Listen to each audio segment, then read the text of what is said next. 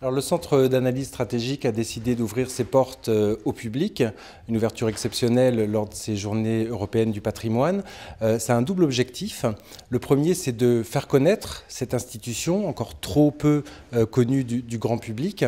Et la deuxième raison, c'est de faire découvrir aux gens l'héritage de ce lieu précis qui est l'hôtel de Vogüé, lieu où a présidé le commissariat au plan, Jean Monnet, premier commissaire au plan, et inventeur du plan en 1946, à la sortie de la guerre, jusqu'à aujourd'hui, le Centre d'analyse stratégique, qui est une institution qui fait de la prospective, de la veille, et qui préfigure l'ensemble des réformes gouvernementales.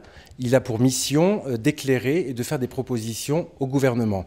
Nos travaux étant public, consultable par tous, il nous apparaissait utile et nécessaire même de faire connaître nos travaux au plus grand nombre.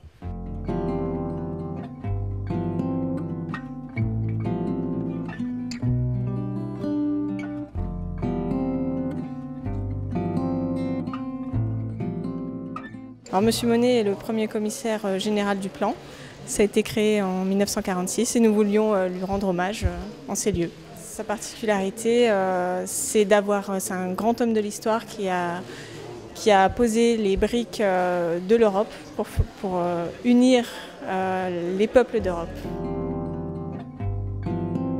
Ça redonne du sens à cette très belle idée qui effectivement a l'air très menacée. Donc je pense qu'il faut retourner à l'histoire pour comprendre comment ça s'est construit.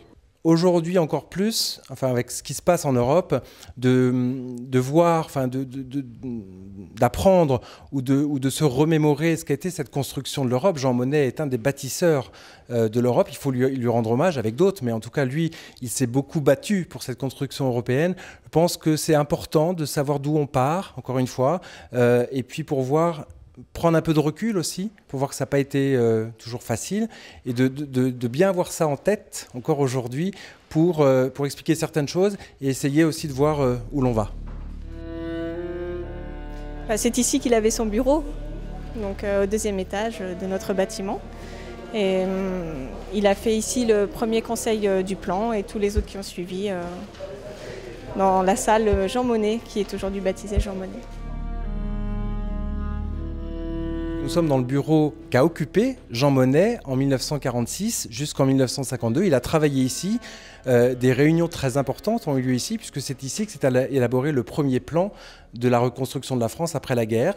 Aujourd'hui, il est occupé par Vincent Schrecky, qui est le directeur général du Centre d'analyse stratégique, mais il y a encore le portrait très très présent dans ces lieux chargés d'histoire. C'est un hôtel particulier qui n'est pas ouvert d'habitude, donc ça nous permet de voir quand même une partie du patrimoine qui est fermé au public en temps normal. Justement, en ce moment, on étudie le patrimoine français et parisien, donc à quel point il y a du patrimoine matériel et immatériel et qu'il est à préserver, que Paris a un patrimoine exceptionnel et très très divers. Alors c'est un hôtel du XVIIIe siècle qui a été construit par Ernest Sanson, et c'est une demande d'Arthur de Vogüé. C'était une grande famille de la fin du XIXe siècle. Et il a beaucoup construit d'hôtels particuliers, ça peut être aussi des églises, des monuments. Donc là, nous présentons dans notre exposition des plans de l'hôtel de Vogüé où nous sommes et du Palais Rose qui a été détruit en 1969. Il y a des plafonds qui sont très jolis.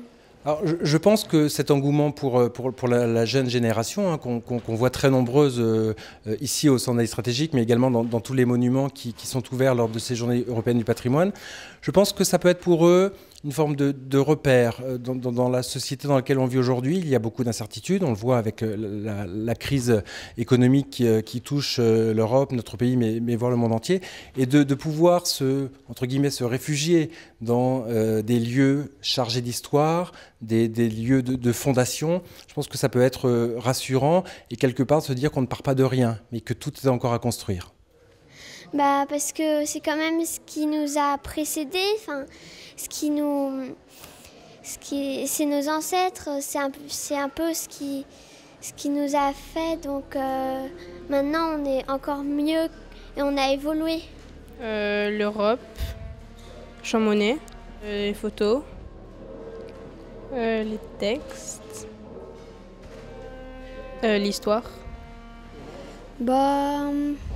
L'histoire et aussi il y en a certaines qui sont très belles. Déjà le fait que ce soit dans ce bâtiment, qui est un hôtel particulier très joli, l'architecture est donc je trouve très belle et ça rend l'exposition encore plus agréable à voir. Une figure historique et puis c'est très intéressant l'exposition, ça insiste beaucoup sur son parcours et sur la persévérance qu'il avait pour construire l'Europe et ça se termine par une phrase qui est « continuer, continuer, continuer ».